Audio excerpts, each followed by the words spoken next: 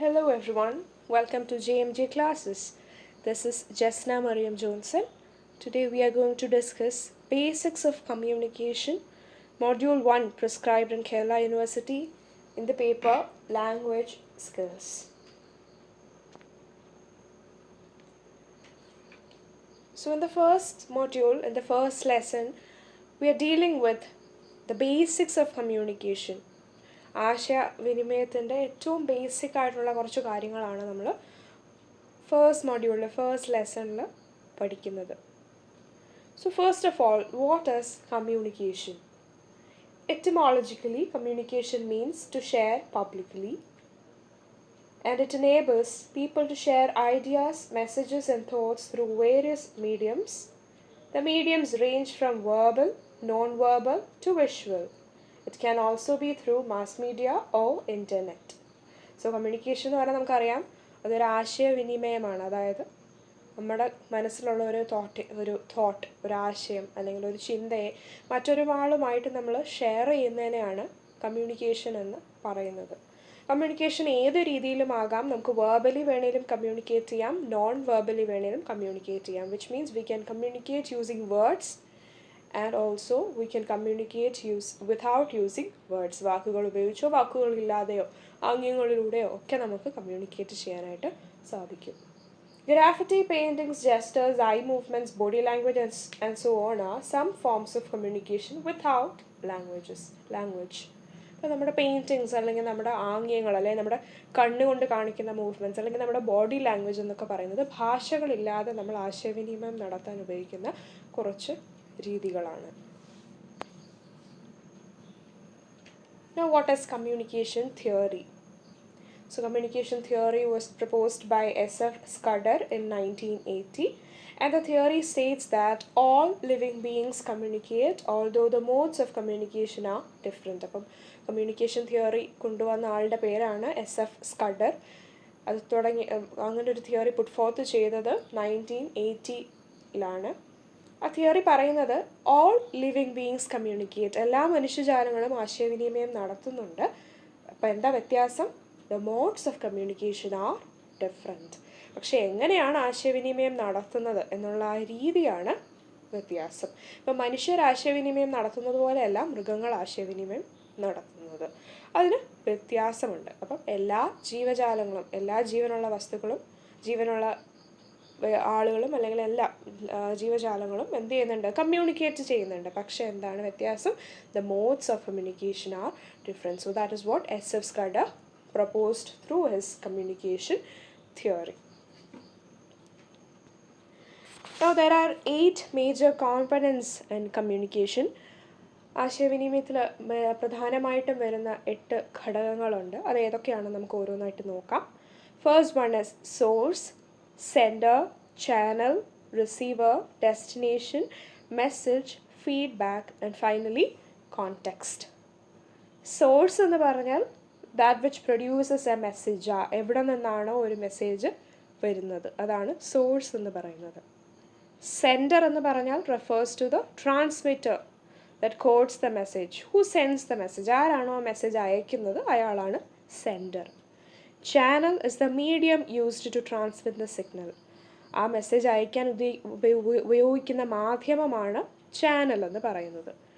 Receiver reconstructs the message from the signal. Receiver is the person who reconstructs the message or receive the message. ആ message ആർക്കാണോ എത്തുന്നത് ആ ആളാണ് receiver എന്ന് പറയുന്നത്. Destination is the person to whom the message is sent. എങ്ങോട്ടേക്കാണ് message send ചെയ്തിരിക്കുന്നതെന്ന് വെച്ചാൽ ആ വ്യക്തിയാണ് ഡെസ്റ്റിനേഷൻ. ആ വ്യക്തിയിലേക്കായിരുന്നു ആ മെസ്സേജ് എത്തേണ്ടത്. സോ അവിടമാണ് ഡെസ്റ്റിനേഷൻ എന്ന് പറയുന്നത്. Message refers to the concept. എന്താണോ നിങ്ങൾ അയച്ചത് ആ കാര്യമാണ് മെസ്സേജ് എന്ന് പറയുന്നത്. Feedback is a response to the message. ആ മെസ്സേജിന് നിങ്ങൾ കൊടുക്കുന്ന മറുപടിയാണ് ഫീഡ്ബാക്ക് എന്ന് പറയുന്നത്. Context refers to the background. എന്താണ് മെസ്സേജിൻ്റെ കോണ്ടെക്സ്റ്റ്, എന്തിൻ്റെ ബാക്ക്ഗ്രൗണ്ടിലാണ് ഈ മെസ്സേജ് അയച്ചിരിക്കുന്നത് എന്നുള്ളതാണ് കോണ്ടെക്സ്റ്റ്. ഇപ്പം നിങ്ങൾക്ക് നിങ്ങളുടെ കോളേജിൽ പ്രിൻസിപ്പലിൻ്റെ അടുത്തുനിന്നൊരു മെസ്സേജ് വരികയാണെങ്കിൽ പ്രിൻസിപ്പലിൻ്റെ ഓഫീസ് സോഴ്സാണ്, അത് സെൻഡ് ചെയ്ത ആൾ പ്രിൻസിപ്പലാണ്. ചാനൽ നിങ്ങളുടെ ടീച്ചർ വഴിയാണ് ആ മെസ്സേജ് നിങ്ങൾക്ക് അയച്ചത്, അല്ലെങ്കിൽ നിങ്ങളുടെ വാട്സാപ്പിലേക്കാണ് ആ മെസ്സേജ് കൺവേ ചെയ്തേക്കുന്നത്, ആ മെസ്സേജ് വന്നത് എന്നുണ്ടെങ്കിൽ വാട്സാപ്പാണ് നിങ്ങളുടെ ചാനൽ എന്ന് പറയുന്നത്. റിസീവർ എന്ന് പറയുമ്പോൾ നിങ്ങൾ ഓരോ കുട്ടികളുമാണ്. ഡെസ്റ്റിനേഷൻ എന്ന് പറയുന്നത് നിങ്ങളുടെ ഫോണാകാം അല്ലെങ്കിൽ നിങ്ങളാകാം. മെസ്സേജ് എന്ന് പറയുന്നത് ഇപ്പം നാളെ ഒരു മീറ്റിംഗ് ഉണ്ട് എന്തുമാകാം, അത് മെസ്സേജ്. ഫീഡ്ബാക്ക് എന്ന് പറയുന്നത് ആ മെസ്സേജിന് നിങ്ങൾ കൊടുക്കുന്ന റെസ്പോൺസ്. അപ്പോൾ നിങ്ങൾക്ക് ഒരു മെസ്സേജ് നിങ്ങളുടെ ഫോണിൽ വന്നു, so you are responding back okay അല്ലെങ്കിൽ thank you, whatever you give, the response that you give to the message. And context. അപ്പോൾ നാളെ വേൾഡ് എൻവയൺമെൻറ്റ് ഡേ ആണെന്ന് കരുതുക. അപ്പോൾ വേൾഡ് എൻവയൺമെൻറ്റ് ഡേയുടെ ഭാഗമായിട്ടാണ് നിങ്ങൾക്ക് നാളെ ഒരു മീറ്റിംഗ് നടക്കാൻ പോകുന്നത്. So that world environment day എന്ന് പറയുന്നതാണ് കോണ്ടെക്സ്റ്റ്. അപ്പോൾ നിങ്ങൾക്ക് ക്ലിയർ ആയി എന്ന് ഞാൻ വിശ്വസിക്കുന്നു. So those are 8 major components involved in communication. Moving on, there are certain key terms that is associated with communication, or certain elements that are associated with communication. Entropy, redundancy and noise. Communication എന്ന് പറയുന്ന ഒരു കാര്യവുമായിട്ട് വളരെയധികം ബന്ധപ്പെട്ടിട്ടുള്ള 3 terms ആണ് entropy, redundancy and noise. So entropy is the measure of amount of uncertainty in the message or content. നിങ്ങളുടെ മെസ്സേജിൽ എന്തെങ്കിലും വ്യക്തമല്ലാതെ ഉണ്ടെങ്കിൽ, നിങ്ങൾക്ക് ക്ലിയർ ആയിട്ട് മനസ്സിലാവുന്നില്ല എന്നുണ്ടെങ്കിൽ, ദാറ്റ് ഈസ് എൻട്രോപ്പി. ഇപ്പോൾ ഞാൻ 2 എക്സാമ്പിൾ, ഒരു സെൻറ്റൻസിനെ നിങ്ങൾക്ക് 2 രീതിയിൽ പരിചയപ്പെടുത്താം. സെൻറ്റൻസ് ഇങ്ങനെയാണ്: flying planes can be dangerous. Flying planes can be dangerous. നമുക്ക് ഈ സെൻറ്റൻസ് ഇച്ചിരി അൺസേർട്ടൺ ആണ്. നമുക്ക് ഇതിനെ 2 രീതിയിൽ മനസ്സിലാക്കാം. ഒന്ന്, പ്ലെയിൻ പറപ്പിക്കുന്നത് ഡേഞ്ചറസ് ആണെന്ന് മനസ്സിലാക്കാം, അപകടകരമാണെന്ന് മനസ്സിലാക്കാം. അല്ലെങ്കിൽ മനസ്സിലാക്കാവുന്ന വേറൊരു രീതിയാണ് പറക്കുന്ന പ്ലെയിനുകൾ, വിമാനങ്ങൾ അപകടകരമാണ്. 2 രീതിയിൽ നമുക്കിതിനെ മനസ്സിലാക്കാം. അപ്പോൾ ഒരു അൺസർട്ടനിറ്റി ഉണ്ട്, ഏതാണ് സെൻഡ് ചെയ്ത ആൾ ഉദ്ദേശിച്ചേക്കുന്നതെന്ന് നിങ്ങൾക്ക് മനസ്സിലാക്കാനൊരു വ്യക്തതക്കുറവുണ്ട്. സോ അങ്ങനത്തെ വ്യക്തതക്കുറവുകളെ, അങ്ങനത്തെ അൺസർട്ടനിറ്റീസിനെ നമുക്ക് വിളിക്കാവുന്ന പേരാണ് entropy. Next one is redundancy. Redundancy either knowingly or unknowingly enters the communication process. If deliberate, it serves the purpose of reiterating the message. Otherwise, repetitiveness is an undesired element. Redundancy എന്ന് പറഞ്ഞാൽ simply saying it is repetitiveness. വീണ്ടും വീണ്ടും ആവർത്തിക്കുന്നതിനെയാണ് redundancy എന്ന് പറയുന്നത്. So it can be of 2 types. 2 രീതിയിലാകാം redundancy നിങ്ങളുടെ മെസ്സേജിൽ ഉണ്ടാവുക. First one, repeating it deliberately. ഇപ്പോൾ നിങ്ങളുടെ ക്ലാസ്സിൽ നിങ്ങളെ ടീച്ചർ പഠിപ്പിക്കുകയാണ്, ഒരു കാര്യം തന്നെ വീണ്ടും വീണ്ടും പറഞ്ഞു തരുന്നുണ്ടെങ്കിൽ ഷീ ഡാസ് ഇറ്റ് ഡെലിബറേറ്റ്ലി. അത് ടീച്ചർ അറിഞ്ഞുകൊണ്ട് ചെയ്യുന്നതാണ്, so that you can understand it well. നമുക്ക് നന്നായിട്ട് മനസ്സിലാക്കാൻ വീണ്ടും വീണ്ടും പറഞ്ഞു തരുന്നതാകാം. അപ്പോൾ അതൊരു പോസിറ്റീവ് സൈഡാണ്. And negatively it can be an undesired element. ഇപ്പോൾ അറിയാതെയാണ് പറഞ്ഞ കാര്യം തന്നെ പിന്നെയും ആവർത്തിച്ചുകൊണ്ടിരിക്കുന്നതെന്നുണ്ടെങ്കിൽ അതൊരു ആവർത്തന വിരസതയും ഉണ്ടാക്കാറുണ്ട്. അതൊരു അൺഡിസൈർഡ്, ആവശ്യമില്ലാത്ത ഒരു കാര്യവുമാണ്. സോ റിഡൻഡൻസിനെ 2 രീതിയിൽ നമുക്ക് കാണാം: as a positive repetitiveness and also as a negative repetitiveness. Positive ആണെങ്കിൽ നിങ്ങൾക്ക് മനസ്സിലാകാൻ വേണ്ടി വീണ്ടും വീണ്ടും ആവർത്തിക്കുന്നതാകാം, അറിഞ്ഞുകൊണ്ട് തന്നെ. അറിയാതെയാണെങ്കിൽ അത് എന്തിലേക്ക് വഴിതെളിക്കും? ഒരു ആവർത്തന വിരസതയിലേക്ക് വഴിതെളിക്കും. And the last element that is associated with communication is noise. Noise നിങ്ങൾക്ക് എല്ലാവർക്കും അറിയാം. It is a disturbance or interference that interferes with the effective communication process. It can be any kind of disturbance. ഏതൊരു ഡിസ്റ്റർബൻസും ആകാം. ഇപ്പോൾ നിങ്ങൾ ഫോണിൽ സംസാരിക്കുമ്പോൾ അടുത്തെന്തെങ്കിലും ഒരു മീറ്റിംഗ് നടക്കുന്നുണ്ടെങ്കിൽ അവിടെ നിന്ന് വരുന്ന ബഹളങ്ങളാകാം, അല്ലെങ്കിൽ ഒരു കുട്ടി കിടന്ന് അലയ്ക്കുന്നുണ്ടെങ്കിൽ ആ കുട്ടിയുടെ ബഹളമാകാം, എന്തുമാകാം. Any kind of noise can be a disturbance. Any kind of disturbances can be considered as noise. അങ്ങനത്തെ എന്തൊരു ഡിസ്റ്റർബൻസിനെ നമുക്ക് നോയ്സ് എന്ന കാറ്റഗറിയിൽ ഉൾപ്പെടുത്താനായിട്ട് സാധിക്കും. Next point is classification of human communication. Human communication may be broadly classified as intrapersonal communication, interpersonal communication, group dynamics, public communication, mass communication, cross cultural communication. So നിങ്ങളുടെ ടെക്സ്റ്റിൽ ഇതിനെക്കുറിച്ച് detail ആയിട്ട് പറയുന്നില്ല. So these are certain classifications of human communication. ഓരോന്നും എന്താണെന്ന് നമുക്ക് നോക്കാം. First one is intrapersonal communication. So intrapersonal communication is a communication with your own self. നിങ്ങൾ ആ വാക്ക് അങ്ങോട്ടും ഇങ്ങോട്ടും തിരിഞ്ഞു പോകാതെ ഒന്ന് ശ്രദ്ധിക്കണം. ഇൻട്രാപേഴ്സണൽ എന്ന് പറയുന്നത് നമ്മളോട് തന്നെ സംസാരിക്കുന്നതാണ് ഇൻട്രാപേഴ്സണൽ. ഇൻട്രാ ആണ്, അകത്തോട്ടാണ്. Okay, so that is intrapersonal is a communication where you talk or where you communicate with your own self. നിങ്ങളോട് തന്നെ സംസാരിക്കുന്നതിനെയാണ് ഇൻട്രാപേഴ്സണൽ കമ്മ്യൂണിക്കേഷൻ എന്ന് പറയുന്നത്. Second one is interpersonal communication. So where communication happens between two or more people. Interpersonal ആകുമ്പോൾ രണ്ട് വ്യക്തികളോ അതിലധികമോ തമ്മിൽ സംസാരിക്കുന്നതാണ് interpersonal communication. Group dynamics, people interact in a group environment. ഒരു ഗ്രൂപ്പായിട്ട് ആളുകൾ കമ്മ്യൂണിക്കേറ്റ് ചെയ്യുന്നതിനെ ഗ്രൂപ്പ് ഡൈനാമിക്സ് എന്ന് പറയാം.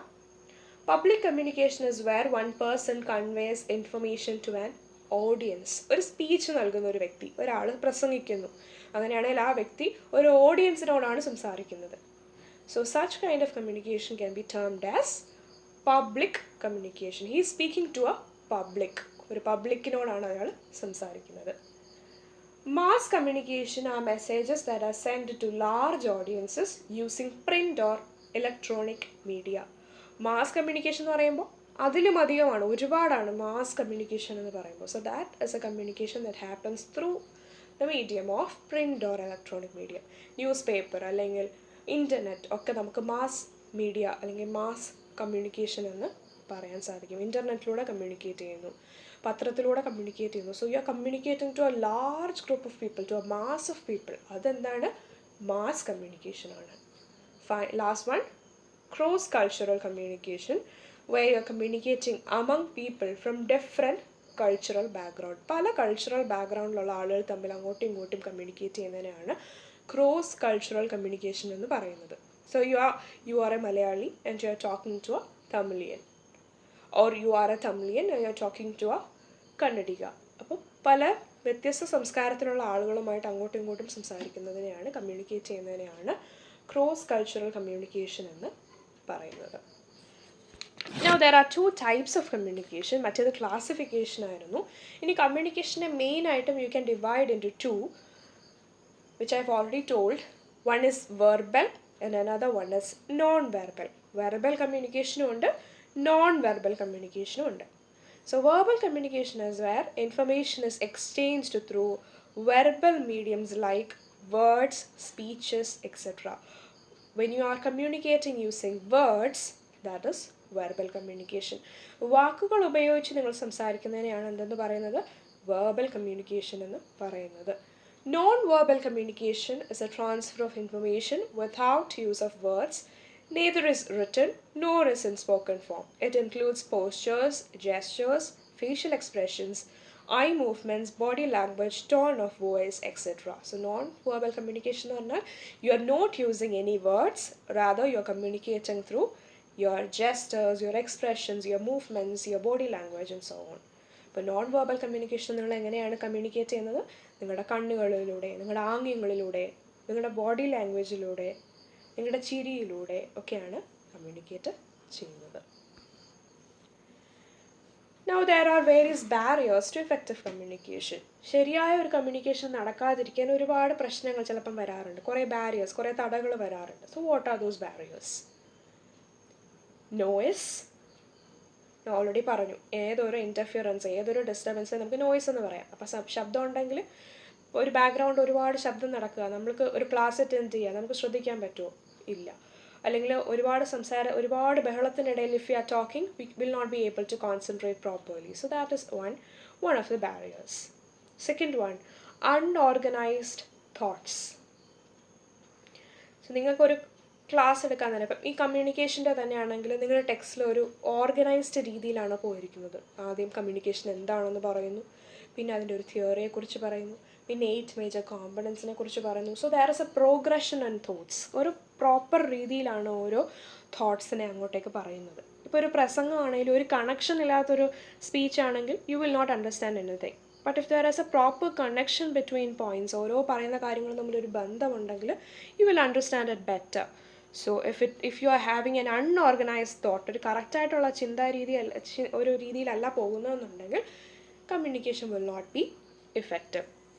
Lack of clarity in expression. So when you are talking or when you are expressing, if there is lack of clarity, that can also be a barrier. ശരിയായിട്ടല്ല നിങ്ങൾ പറയുന്നത്, അല്ലെങ്കിൽ നിങ്ങൾ പറയുന്നത് വ്യക്തമാകുന്നില്ല എന്നൊക്കെ ഉണ്ടെങ്കിൽ എന്താണ്, അതും ഒരു ബാരിയറാണ്. Ignoring the receiver. സോ ആരാണ് നിങ്ങളെ കേൾക്കുന്നത് എന്നറിഞ്ഞു വേണം നിങ്ങൾ സംസാരിക്കാൻ. So if you are asked to take a class for an LKG student and you go on talking with the topic communication, will they understand anything? ഒരു LKG സ്റ്റുഡൻ്റ് അടുത്ത് പോയിട്ട് you are talking a lot about communication, about the theory, about the components and so on. Will that kid understand anything? No. ഒരു കുഞ്ഞു കുട്ടിയുടെ അടുത്ത് പോയിട്ട് നമ്മൾ ഇതുപോലെ കമ്മ്യൂണിക്കേഷൻ തിയറി ഇതാണ്, ഇങ്ങനെയാണ്, അങ്ങനെയാണ് എന്നൊക്കെ പറഞ്ഞാൽ ആ കുട്ടിക്ക് മനസ്സിലാവില്ല. ആ കുട്ടിക്ക് മനസ്സിലാകണമെങ്കിൽ നമുക്ക് ആ കുട്ടിക്ക് മനസ്സിലാകുന്ന കാര്യങ്ങൾ പറഞ്ഞു കൊടുക്കണം. ഫ്രൂട്ട്സിൻ്റെ പിക്ചേഴ്സ് കാണിക്കുക, വെജിറ്റബിൾസിൻ്റെ പിക്ചേഴ്സ് കാണിക്കുക, അതൊക്കെ ആ കുട്ടികൾക്ക് മനസ്സിലാവുന്നതാണ്. So you have to first check who your receiver is, who your audience is before communicating. Cultural differences. If you go and talk in Malayalam to a group of Hindi speaking people, will they understand anything? Again, no is the answer. നിങ്ങൾ ഹിന്ദി മാത്രം അറിയാവുന്ന കുറേ ആളുകളുടെ അടുത്ത് പോയിട്ട് മലയാളത്തിൽ അങ്ങ് സംസാരിക്കുക, they will not understand anything. So that is also another barrier. If there is any cultural differences, you should use a language that both groups can understand. Low pitch and tone. If you are talking in a very mild pitch or mild tone, അവർക്ക് കേൾക്കാൻ പോലും പറ്റാത്ത പോലെയാണ് സംസാരിക്കുന്നതെങ്കിൽ that is also another barrier. Avoiding feedback. ഇപ്പോൾ you are just going on and talking, പക്ഷെ അവർക്ക് എന്തെങ്കിലും മനസ്സിലാവുന്നുണ്ടോ എന്ന് നിങ്ങൾ അന്വേഷിക്കുന്നേ ഇല്ല എന്നുണ്ടെങ്കിൽ that is also another barrier. Now, ways to improve communication. How can you improve your communication skills? നിങ്ങളുടെ communication skills നിങ്ങൾക്ക് എങ്ങനെയാണ് മെച്ചപ്പെടുത്താനായിട്ട് സാധിക്കുക? A good listener is a good communicator. So if you have to communicate properly, you should be a good listener at first. നന്നായിട്ട് ആശയവിനിമയം നടത്തണമെന്നുണ്ടെങ്കിൽ മറ്റുള്ള ആളുകൾ എന്താ പറയുന്നതെന്ന് നന്നായിട്ട് കേൾക്കാൻ സാധിക്കണം. അപ്പോൾ അവർ പറയുന്നത് എന്താണെന്ന് കൃത്യമായൊരു ധാരണ ഉണ്ടെങ്കിൽ മാത്രമേ കൃത്യമായൊരു മറുപടി എനിക്ക് തിരിച്ചങ്ങോട്ടേക്ക് കൊടുക്കാൻ കഴിയുള്ളൂ. So for a better communication you should be a good listener. Second one, there should be clarity in thought, content and expression. നിങ്ങളുടെ ചിന്തകൾ, നിങ്ങളുടെ കോണ്ടൻറ്റ്, നിങ്ങൾ എക്സ്പ്രസ് ചെയ്യുന്ന രീതി എല്ലാത്തിനും ക്ലാരിറ്റി ഉണ്ടാകണം, വ്യക്തത ഉണ്ടാകണം. Target audience decide the content of any communication. So you have to look who is your audience before fixing your content. നിങ്ങൾ സംസാരിക്കാൻ പോകുന്ന കാര്യം ഫിക്സ് ചെയ്യേണ്ടത് എങ്ങനെയാണ്, ആരാണ് നിങ്ങളെ കേൾക്കുന്നത് എന്ന് വ്യക്തമായി മനസ്സിലാക്കിയിട്ട് വേണം ആ കോണ്ടൻറ്റ് ഫിക്സ് ചെയ്യാൻ. നേരത്തെ ഞാൻ പറഞ്ഞ എക്സാമ്പിൾ തന്നെ. So you have to talk depending on your audience. Maintaining eye contact, pausing effectively while speaking, asking questions, etc. are certain other ways to improve communication. സംസാരിക്കുമ്പോൾ ഐ കോണ്ടാക്ട്, കണ്ണിലേക്ക് നോക്കി സംസാരിക്കുക. സംസാരിക്കുന്നതിൻ്റെ ഇടയിൽ നിർത്തേണ്ട അടുത്തൊരു നിർത്ത് കൊടുക്കുക. ഇങ്ങനെ ഒരേ പേസിൽ ഇങ്ങനെ സംസാരിച്ച് പോകാതെ you have to stop in between. You have to ask questions. പറയുന്ന ആളുകൾക്ക് വല്ലതും മനസ്സിലാകുന്നുണ്ടോ എന്നറിയാൻ, ഫീഡ്ബാക്ക് കിട്ടാൻ വേണ്ടിയിട്ട് you have to ask questions to them. So these are certain ways through which you can improve your communication. Now, what are hurdles faced by second language learners? Second language learners face ചെയ്യുന്ന കുറേ ബുദ്ധിമുട്ടുകൾ എന്തൊക്കെയാണെന്ന് ഇതൊക്കെ ഇനി ഞാൻ പറയാൻ പോകുന്നത് നിങ്ങളുടെ ടെക്സ്റ്റിൽ ഇംഗ്ലീഷ് ഫോർ കമ്മ്യൂണിക്കേഷൻ എന്ന് പറയുന്ന ഒരു പോർഷനിൽ വരുന്ന കുറച്ച് പോയിൻറ്റ്സ് ആണ്. ആൻഡ് അതിൽ ഒരു പോയിൻ്റ് എന്ന് പറഞ്ഞാൽ English is mainly known as ലിംഗ്വ franca. ലിംഗ്വ franca എന്ന് പറയുന്ന വാക്കിൻ്റെ അർത്ഥം ലിങ്ക് ലാംഗ്വേജ്, കണക്ട് ലാംഗ്വേജ്. ഏത് സ്ഥലക്കാരെ ആണെങ്കിലും കണക്ട് ചെയ്യാൻ പറ്റുന്ന ഒരു ഭാഷയാണ് ഇംഗ്ലീഷ്. അതുകൊണ്ട് ഇംഗ്ലീഷിനെ വിളിക്കുന്ന പേര് ലിംഗ്വ ഫ്രാങ്ക എന്നാണ്. അത് ആ ഫേസ്റ്റ് പാസേജിൽ കൊടുത്തിട്ടുണ്ട്. So after that in the text it's been discussing about second language learners and the difficulties they faces, അവരെന്തൊക്കെ ബുദ്ധിമുട്ടുകളാണ് ഫേസ് ചെയ്യുന്നതെന്നൊക്കെയുള്ള പോർഷനാണ് പിന്നീട് ഇങ്ങോട്ടേക്ക് വരുന്നത്. So before moving to hurdles, you first have to understand what is a second language. Hurdles ഒക്കെ വരുന്നതിന് മുന്നേ ആദ്യം നിങ്ങൾ മനസ്സിലാക്കേണ്ടത് what is second language. Second language എന്ന് പറഞ്ഞാൽ എന്താണെന്ന് മനസ്സിലാക്കണം. So a language that a person can speak that is not the first language they learned naturally as a child. Second language എന്ന് പറഞ്ഞാൽ is not your mother tongue. It's other language that you have learned other than your mother tongue. നിങ്ങളൊരു കുട്ടിയായിട്ട് naturally പഠിക്കുന്ന ഒരു ഭാഷ, നിങ്ങൾ കുഞ്ഞായിരുന്നു അപ്പോൾ നിങ്ങളുടെ വീട്ടിൽ നിങ്ങൾ നാച്ചുറലായിട്ട് പഠിച്ചിട്ടുള്ളൊരു ഭാഷ മലയാളമായിരിക്കും. So that is your mother tongue also. And that language is your first language. നിങ്ങൾ ആദ്യമായി പഠിച്ച, നിങ്ങൾ എല്ലാവരും ചുറ്റിനുമുള്ളവർ പറയുന്നത് കേട്ട് പഠിച്ച നിങ്ങളുടെ ഭാഷയാണ് your first language and that is your mother tongue. നിങ്ങളുടെ കേസിൽ അത് മലയാളമായിരിക്കാം. So now second language എന്ന് പറഞ്ഞാൽ is the other is a language that is other than your first language or other than your mother tongue. നിങ്ങൾ നിങ്ങളുടെ mother ടങ്ങോ അല്ലെങ്കിൽ first ലാംഗ്വേജോ അല്ലാതൊരു ഭാഷ പഠിക്കുന്നുണ്ടെങ്കിൽ അല്ലെങ്കിൽ സംസാരിക്കുന്നുണ്ടെങ്കിൽ അതാണ് സെക്കൻഡ് ലാംഗ്വേജ് എന്ന് പറയുന്നത്. And second language learner is a person who learns a language other than his or her first language or mother tongue. Second language learner എന്ന് പറയുന്നത് സ്വന്തം മദർ ടങ് അല്ലാതെ, ഫസ്റ്റ് ലാംഗ്വേജ് അല്ലാതെ വേറൊരു ലാംഗ്വേജ് പഠിക്കുന്ന ഒരു വ്യക്തിയാണ് സെക്കൻഡ് ലാംഗ്വേജ് ലേണർ എന്ന് പറയുന്നത്. So second language learner is A person who learns A language other than his or her mother tongue or his or her first language. ഇപ്പം നമ്മൾ ഇംഗ്ലീഷ് പഠിക്കുന്നു അല്ലെങ്കിൽ ഹിന്ദി പഠിക്കുന്നു, മലയാളികളായ നമ്മൾ ഇംഗ്ലീഷ് പഠിക്കുന്നു, ഹിന്ദി പഠിക്കുന്നു, അതൊക്കെ നമുക്ക് എന്താണ്, വേറെ ഭാഷയാണ്, സെക്കൻഡ് ലാംഗ്വേജസ് ആണ്. അത് പഠിക്കുമ്പോൾ നമുക്ക് ഒരുപാട് പ്രശ്നങ്ങളുണ്ട്. നമ്മൾ പ്രോപ്പർ ഇംഗ്ലീഷ് ആളുകൾ സംസാരിക്കുന്നത് പോലെയല്ല നമ്മൾ സംസാരിക്കുന്നത്. So there are a lot of differences. അല്ലെങ്കിൽ ഹിന്ദി നമ്മൾ തട്ടിമുട്ടിയൊക്കെ പറയുമായിരിക്കും, പക്ഷെ there are a lot of differences. ശരിക്കും ഹിന്ദി സംസാരിക്കുന്ന ആൾ സംസാരിക്കുന്നതിനേക്കാൾ ഒരുപാട് വ്യത്യാസം നമ്മൾ സംസാരിക്കുന്നതിൽ ഉണ്ട്. So those are certain hurdles, those are certain difficulties that a second language learner undergoes. So what are those hurdles? Mother tongue interference is the first point. Pronunciation will be highly conditioned by their mother tongue. Mother tongue interference എന്ന് പറഞ്ഞാൽ നമ്മുടെ മാതൃഭാഷയുടെ ഭയങ്കരമായിട്ടുള്ളൊരു കടന്നുകയറ്റം ആ ഭാഷയിൽ നമുക്ക് കാണാൻ സാധിക്കും. ഇപ്പം APPLE, ദാറ്റ്സ് ആപ്പിൾ. പക്ഷെ നമ്മളെങ്ങനെയായിരിക്കും പറയുക? ആപ്പിൾ എന്ന് പറയുന്നവരുണ്ട്, ആപ്പിൾ. അതിൻ്റെ കാരണം ഇസ് ബിക്കോസ് ഓഫ് ആ മദർ ടങ്. നമ്മുടെ മലയാളത്തിൽ അത് ആപ്പിളാണ്, ആപ്പിളാണ്, ആപ്പിളല്ല. അല്ലെങ്കിൽ പല വാക്കുകളാകാം.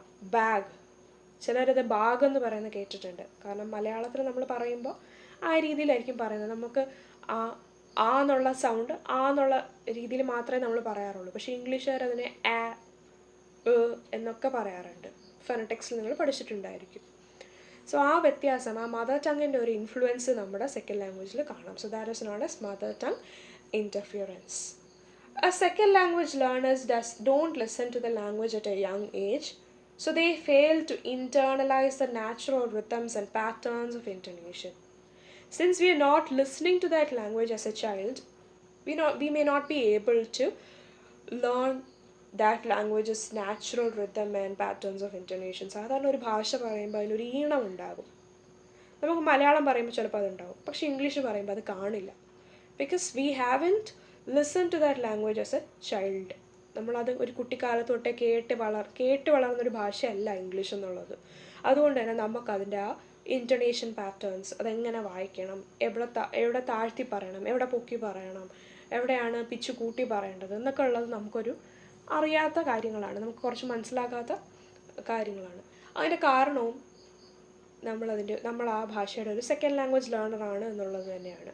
Okay, so these are two hurdles of a second language learner. First one is mother tongue interference. നമ്മുടെ മാതൃഭാഷയുടെ ഒരു കടന്നുകയറ്റം സെക്കൻഡ് ലാംഗ്വേജിൽ നമുക്ക് കാണാനായിട്ട് സാധിക്കും, നമ്മൾ അതിൻ്റെ ഒരു ഇൻഫ്ലുവൻസ് കാണാനായിട്ട് സാധിക്കും. Second one is we may not be able to internalize the natural rhythms and patterns of intonation. സാധാരണ ഇംഗ്ലീഷുകാർ സംസാരിക്കുന്ന പോലെ ആയിരിക്കില്ല നമ്മൾ പറയുന്നത്. നമുക്കതിനൊരു ഈണവും താളവും ഒന്നും ഉണ്ടായി എന്ന് വരില്ല.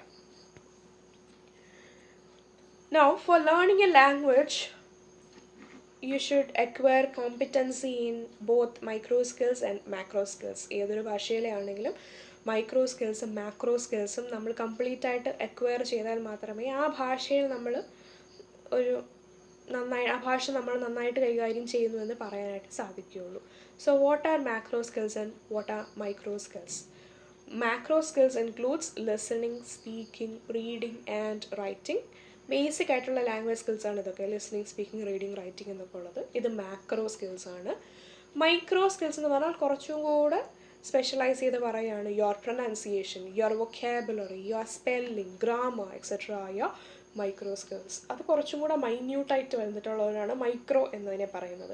നിങ്ങളുടെ വാക്കുകൾ, നിങ്ങൾക്ക് എന്തോരം വാക്കുകൾ അറിയാം, അല്ലെങ്കിൽ നിങ്ങൾ എങ്ങനെയാണ് ഓരോ വാക്കും പ്രൊനൗൺസ് ചെയ്യുന്നത്, അല്ലെങ്കിൽ സ്പെല്ലിങ് നിങ്ങൾക്ക് എത്രത്തോളം വാക്കുകളുടെ അറിയാം, അല്ലെങ്കിൽ ഗ്രാമർ എത്ര thorough ആണ്, ഇതെല്ലാം നിങ്ങളുടെ മൈക്രോ സ്കിൽസിനെ ഡിപ്പെൻഡ് ചെയ്യുന്ന കാര്യങ്ങളാണ്. So you should have good macro and micro skills to be competent in a language. Now, language acquisition and language learning.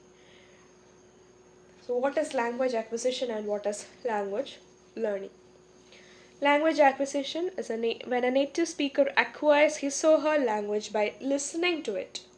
He or she imbibes the natural rhythms, stress and intonation patterns by listening to it. It is spontaneous and natural. This way of internalizing the principles of language is called language acquisition. Language acquisition എന്ന് പറഞ്ഞാൽ how you learned your mother tongue. You have listened to it as a child and you have learned it. You have acquired you have imbibed all the natural rhythms and intonation and so on very naturally. So such kind of language learning or internalizing the principles of language is called language acquisition. വളരെ നാച്ചുറലായിട്ട് നിങ്ങളൊരു കുട്ടിയായിരുന്നപ്പോൾ നിങ്ങളുടെ മാതൃഭാഷ നിങ്ങൾ എങ്ങനെ പഠിച്ചു? നിങ്ങൾ കേട്ട് വളരെ നാച്ചുറലായിട്ട് അതിൻ്റെ ഈണവും താളവും ഒക്കെ പഠിച്ച് നിങ്ങൾ സംസാരിക്കാൻ പഠിച്ചു, അല്ലെങ്കിൽ എഴുതാൻ പഠിച്ചു. ആ രീതിയിൽ നിങ്ങൾ ഒരു ഭാഷയെ പഠിക്കുന്ന, ഒരു ഭാഷ സായത്തമാക്കുന്നതിനെയാണ് ലാംഗ്വേജ് ആക്വിസിഷൻ എന്ന് പറയുന്നത്. The way you learned your own native language or your mother tongue. Now, what is language learning? A non-native speaker learns the language in a different way. He or she learns it formally in classrooms. It is not spontaneous or natural. It is called language learning. So, language learning is a method where you learned your second language, where you learned Hindi or English. Hindi and English ഒക്കെ നിങ്ങൾ എങ്ങനെയാണ് പഠിച്ചത്? You have learned it in your classroom. നിങ്ങൾ നിങ്ങളുടെ class റൂമിലായിരിക്കും പഠിച്ചിട്ടുള്ളത്. So നിങ്ങളെ എന്താണ് ആദ്യമേ എഴുതാൻ പഠിപ്പിച്ചു, പിന്നെ വായിക്കാൻ പഠിപ്പിച്ചു, അങ്ങനെയാണ് അത് പോയിരിക്കുന്നത്. So that is different. നിങ്ങൾ കേട്ട് പഠിച്ചൊരു ഭാഷയല്ല ഇംഗ്ലീഷോ ഹിന്ദിയോ എന്നൊക്കെ ഉള്ളത്. സോ ആ രീതിയിൽ നിങ്ങളൊരു ഭാഷ പഠിക്കുന്നതിനെയാണ് ലാംഗ്വേജ് ലേണിംഗ് എന്ന് പറയുന്നത്. Okay, so when you are acquiring the principles of language very naturally, that is language acquisition. And when you are learning a language in a classroom, that is language learning. വളരെ നാച്ചുറലായിട്ട് നമ്മൾ തനിയെ കേട്ട് അങ്ങനെ പഠിക്കുന്ന ഒരു ഭാഷ പഠിച്ചത് ലാംഗ്വേജ് അക്വിസിഷൻ ആണ്. മോസ്റ്റ്ലി നമ്മുടെ മദർ ടങ് അല്ലെങ്കിൽ നമ്മുടെ ഫസ്റ്റ് ലാംഗ്വേജ് അല്ലെങ്കിൽ നമ്മുടെ നേറ്റീവ് ലാംഗ്വേജ് നമ്മൾ പഠിച്ച രീതി. ഒരു ക്ലാസ് റൂമിൽ പോയിട്ട് ഫോർമലായിട്ട് പഠിച്ചിട്ടുണ്ടെങ്കിൽ അത് ലാംഗ്വേജ് ലേണിംഗ് ആണ്. Way you are not learning it naturally. നിങ്ങൾ നാച്ചുറലായിട്ട് പഠിച്ചതല്ല, നിങ്ങളെ പഠിപ്പിച്ചു തന്നതാണത്. നിങ്ങളെ കൊണ്ട് എഴുതിയും വായിപ്പിച്ചും ഒക്കെ കഷ്ടപ്പെട്ട് പഠിപ്പിച്ചു തന്നതാണ് ലാംഗ്വേജ് ലേണിംഗ്, അല്ലെ സെക്കൻഡ് ലാംഗ്വേജും ഇംഗ്ലീഷും ഒക്കെ. സോ അതെന്താ, ഹിന്ദിയും ഒക്കെ, അതെന്താണ് ലാംഗ്വേജ് ലേണിംഗ് ആണ്. So mother tongue is acquired whereas second language is learned. നിങ്ങൾ നിങ്ങളുടെ മദർ ടങ് അക്വയർ ചെയ്തതായിരിക്കും, നിങ്ങളുടെ സെക്കൻഡ് ലാംഗ്വേജ് പലതും നിങ്ങൾ പഠിച്ചെടുത്തതുമായിരിക്കും. So that is the difference between language acquisition and language learning. So with that lesson ends. അത്രയുമാണ് നിങ്ങളുടെ ആ ലെസണിലെ main topic എന്ന് പറയുന്നത്. Now I'll move on to major questions that's been commonly asked, often asked in university exam. University examന് സ്ഥിരം ചോദിക്കുന്ന കുറച്ച് ചോദ്യങ്ങളാണ് ഇവിടെ ഞാൻ കൊടുത്തിട്ടുള്ളത്. First question is, the influence of mother tongue while speaking English becomes a barrier called dash. നിങ്ങളുടെ mother tongue ഇൻഫ്ലുവൻസിനെ, English സംസാരിക്കുമ്പോൾ ഉള്ള നിങ്ങളുടെ മദർ ടങ് ഇൻഫ്ലുവൻസിനെ എന്താണ് പറയുന്നത്? What is that barrier called as? I have already discussed. എന്താണത്? That is mother tongue interference. Dash is a type of communication when people exchange urgent information without using words. വാക്കുകൾ ഉപയോഗിക്കാത്തുള്ള communication എന്തെന്ന് പറയും? Non verbal communication. What are entropy, redundancy, noise? Already ഞാൻ discuss ചെയ്തിട്ടുണ്ട്. Entropy എന്ന് പറഞ്ഞാൽ uncertainty in A message, റെഡൻഡൻസി എന്ന് പറഞ്ഞാൽ റെപ്പറ്ററ്റീവ്നെസ് in A message, noise എന്ന് പറഞ്ഞാൽ any disturbances. What are the barriers faced by a second language learner while learning English? Already discuss ചെയ്തതാണ്. What are the major non-verbal cues one must watch out for in communication? Non-verbal cues എന്തൊക്കെയാണ്? അതായത് non-verbal കമ്മ്യൂണിക്കേഷൻ്റെ പല എങ്ങനെയൊക്കെയാണ് നിങ്ങൾ non verbally communicate ചെയ്യുന്നത്, വാക്കുകൾ ഉപയോഗിച്ചല്ലാതെ നിങ്ങൾ എങ്ങനെയാണ് കമ്മ്യൂണിക്കേറ്റ് ചെയ്യുന്നതെന്നാണ് ചോദിക്കുന്നത്. അത് സ്ഥിരം ചോദിച്ചു കണ്ട ഒരു ചോദ്യമാണ്. അപ്പോൾ നോൺ വെർബൽ ക്യൂസ് എന്ന് ചോദിച്ചു കഴിഞ്ഞാൽ you have to write postures, gestures, facial expressions, eye movements, body language, tone of voice and so on. ഇതൊക്കെയാണ് നോൺ വെർബൽ ക്യൂസ് എന്ന് പറയുന്നത്. Now, distinguish between verbal and non-verbal communication. അതും already പറഞ്ഞു തന്നതാണ്. What are barriers to effective communication? അതും discuss ചെയ്തതാണ്. Explain macro skills and micro skills involved in learning a language. അതും പറഞ്ഞു തന്നതാണ്. What is the difference between interpersonal and intrapersonal communication? അത് തിരിഞ്ഞു പോകാതെ എഴുതാൻ മനസ്സിലാക്കി വെക്കണം. ഇൻ്റർ എന്ന് പറയുന്നത് അങ്ങോട്ടും ഇങ്ങോട്ടുമുള്ള കമ്മ്യൂണിക്കേഷനാണ്. ഇൻട്രാ എന്ന് പറയുന്നത് നമ്മളോട് തന്നെയുള്ള കമ്മ്യൂണിക്കേഷനുമാണ്. So these are certain often asked, commonly asked questions. ആദ്യത്തെ 2 ക്വസ്റ്റ്യൻസും 1 മാർക്കിനാണ് ചോദിച്ചു കണ്ടിട്ടുള്ളത്. പിന്നീട് ഇങ്ങോട്ടുള്ളതെല്ലാം 2 മാർക്സിന് ചോദിച്ചിട്ടുള്ള ക്വസ്റ്റ്യൻസ് ആണ്. So learn all these topics thoroughly. That's it for the day. Thank you so much for listening.